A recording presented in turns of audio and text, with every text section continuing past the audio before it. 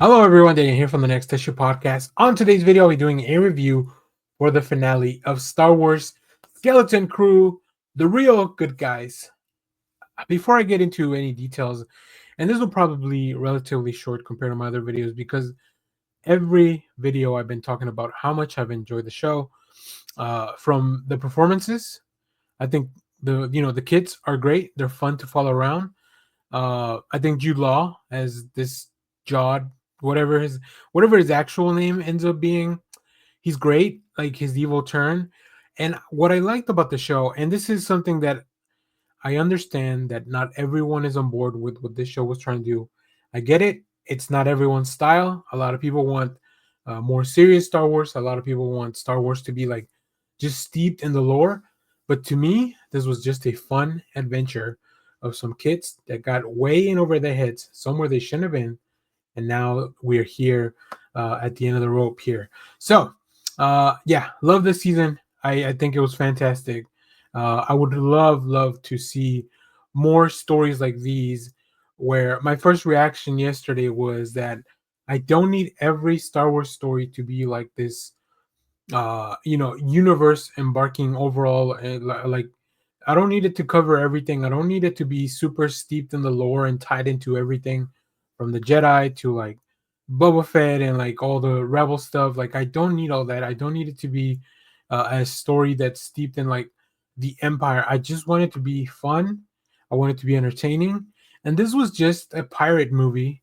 I mean, like I said, some kids getting into trouble, which is like I grew up watching movies like that. That was the main thing where you just want to see these kids kind of go home and get back to somewhat of a regular lives after these really crazy adventures, and that's what we got.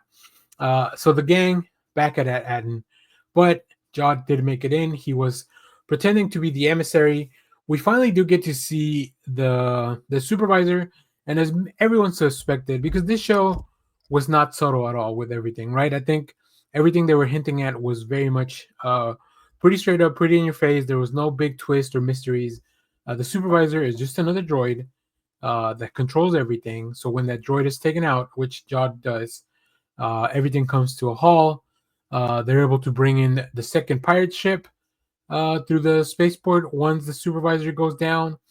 And the pirates are ready to loot the city. And it is now up to the kids who have all been sent back home and they're kind of grounded and they're back with their parents, which was really nice. The reaction of them, like the reunion with the kids and their parents was really nice. But obviously, their adventure's not over, right? They're the only ones that know how much trouble Ad really is in. And of course, we had gotten this, I'll call it,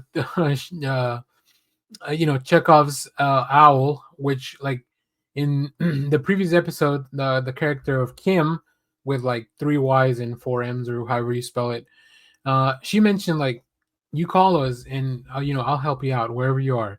And that's what the kids do. They take the spaceship, which got a really nice surprise. They have to split up to do this. Some of them go to the tower. Fern was being kept prisoner with Jod. KB's the one that ends up in the ship. And of course, Neil, who had been at the other planet that was very similar to At knows that he can fire the gun to distract the pirates and let the kids get away. And that's exactly what happens. They reach out to Kim, they send the message. And I think the biggest decision here was, will they lower the barrier so that they can actually receive help? And ultimately, Fern convinces her mom to do so.